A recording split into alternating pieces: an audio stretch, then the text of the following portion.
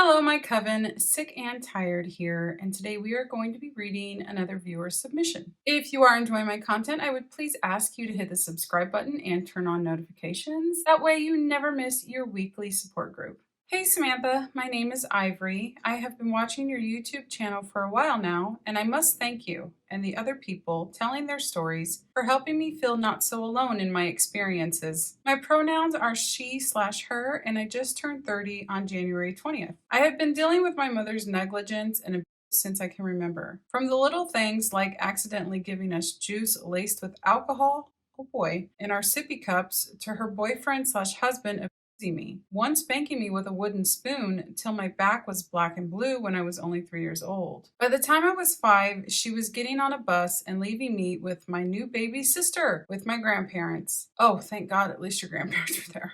I thought it was going to be just you and the baby. I am so lucky I had my Oma and Opa to care for us, because my dad never wanted anything to do with me. But I also got a lot of accidental religious trauma from them. Hearing about heaven scared me as a kid. I would stay up some nights, worried I would die in my sleep and go to heaven, and I was terrified of God, which is something my Oma doesn't understand to this day. My grandparents would spank us with a hand-carved spanking paddle, and they would jokingly threaten us with it if we were bad, though I did get a few swats from it as a kid. Yes, I was also raised in a very religious Baptist family, and I was also terrified of God, and they would pound the rapture into your head as a kid and talk to you about all the scary things that would be happening on earth, and if you got left behind, if you didn't follow this way of life. So I was terrified. They were saying any day now, you're going to hear the trumpets in the sky, and then that'll be it, and God will decide if you get to go to heaven or hell. I was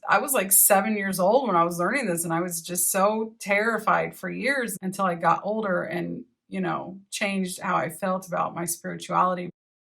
We also had the hand-carved spanking paddle, and they would put holes in it so that, it would hit harder. Fast forward a few years to where I was in the 4th or 5th grade. My beloved Uncle T was diagnosed with lung cancer. He was so strong though, and everyone told me all I had to do was pray and that God was healing him. I should have known something was wrong when my mom suddenly came back, but I was a kid. She drove me out to his home to watch him die. He was slumped in a wheelchair, hooked up to oxygen, and his lips were green. I had no idea he was dying till I saw him. It scared me so much. This man was like a father figure. He'd always been there, and here he was, dying in front of me. I wish she hadn't brought me out there, as it traumatized me for years, even into adulthood. On our way back home after he died, I tried to hold in my tears. Thought I shouldn't be sad if he's in heaven. My mom told me it was okay to cry, so I did. For 3 days straight. When family got there for his funeral, my Aunt L, married to my other Uncle D, got annoyed at me crying so much and spanked me and told me to shut up. What the hell? My mom got very mad at her and told me it was okay to cry. After his funeral and everything died down, I denounced God, told him I hated him and that I was done. Wasn't really true, as I continued to pray, go to church and such for years after all this. After my uncle died, my mom stuck around, but in all honesty, I wish she had left. Me and my sister lived with her across the street from my Oma. She would get drunk, blow pot smoke in my face, and made me huff keyboard cleaner because it was funny that my voice got so low. Wow. She eventually met my stepdad, Jay. She was 31 years old at the time they met, and he was at the ripe young age of 20. We lived with his parents for a year or more. Their house was always dirty and full of dog poop and pee. It smelled horrible. I hated it there. We moved out when I was in 5th grade after I was heavily bullied in school, and we moved to a trailer in the woods. I loved that place so much. There were cats everywhere, like more than a dozen, which I loved. And we had a little creek by the house. Lots of butterflies and dragonflies. It was perfect, but we didn't live there long. Oh my gosh, that sounds like my dream house. Hopefully I'll get there someday, hopefully.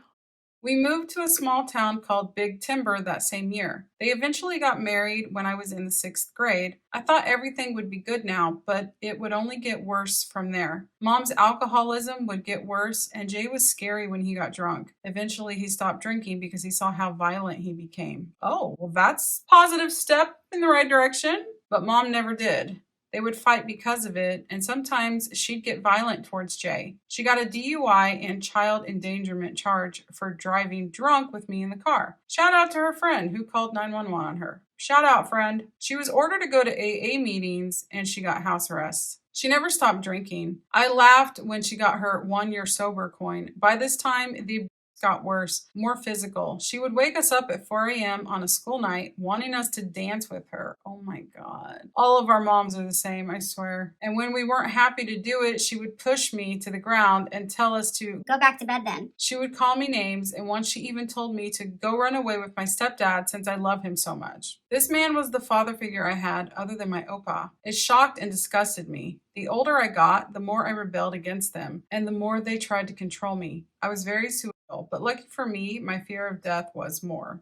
I can understand that. When I was about 17, I told my mom she was the reason I wanted to kill myself. She slapped me across the face and told me to never say something like that to her again. Well, I did. One day, over a year later, I just wanted to get away. She was drunk again, and I wanted to stay at my friend's house. They said no, and I flipped out. I tore up a beautiful dress I had and said, I'm going to hang myself with it. My mom laughed in my face and mocked me, saying, "Oh, look, Jay, Ivory is going to kill herself. Ha ha ha ha ha ha." Yeah, it's so funny. At that moment, I knew I didn't really want to die. I just wanted to get away from her. I didn't want to give her the satisfaction of being the victim, so I just focused on being with my friends. Me and you are so similar in that sense that when I was going through the stuff with my illness and I was in my worst state, which was completely bedbound, couldn't really move, couldn't eat, very weak, thought I was going to die. I actually had decided that I was going to let myself die by letting myself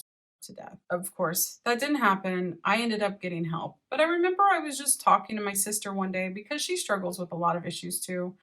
And I told her, during all of that, I never actually wanted to die. I just didn't want to live like that anymore. So I imagine for some people, it's not that we want to die. We just don't want to live in the circumstances that we live in anymore. They even did shit to me, like punishing me for writing a paper about my childhood for school. Oh, big no. They don't like that. They don't want anybody knowing what's going on. Mind you, it wasn't a topic I chose. I didn't want to lie, but I left out the worst things. I was so excited I got a good grade. I let my mom read it.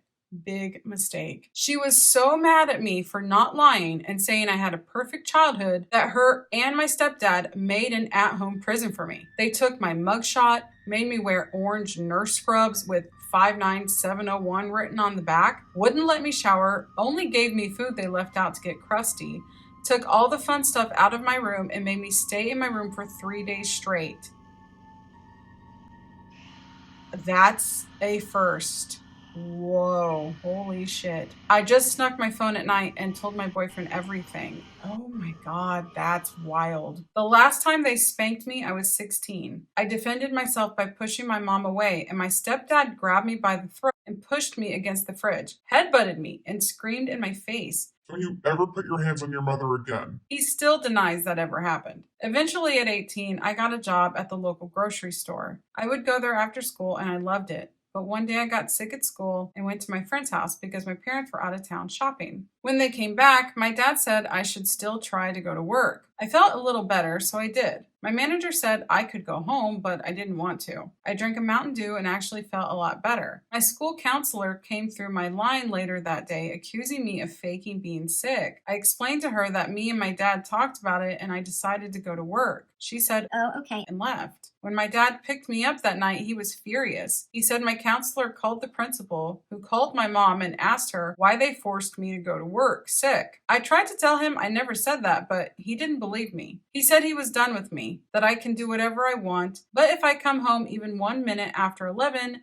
they wouldn't open the doors for me. He said, Ivory, I'm distancing myself from you because I love you. So a few days later, I talked to my friend Dee about it, and she convinced her dad to let me live with them. So I came home and packed up my room. My mom is still an alcoholic, and now she's openly racist against Native Americans.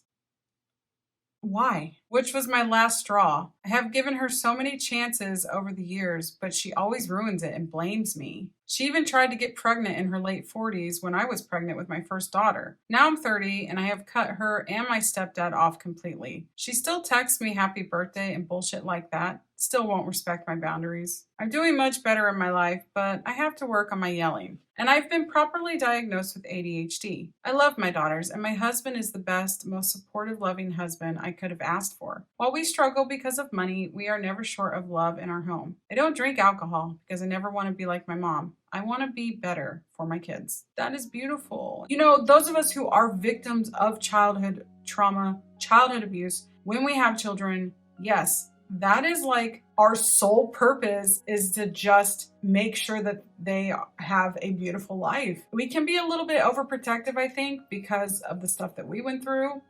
And I think that children that were neglected and were just left to run wild and weren't properly cared for probably tend to become overprotective parents because we're thinking, oh my God, this almost happened to me. This could have happened to me. And this could I can't let this happen to my child. Thank you so much for sharing. I hope that you are doing well. If you are interested in more stories from our viewers, you can click on the playlist that I'll put on the screen for you. Until next time, I hope you guys have a wonderful day wherever you are in the world. Remember, I am always here for you. I love you guys. Bye.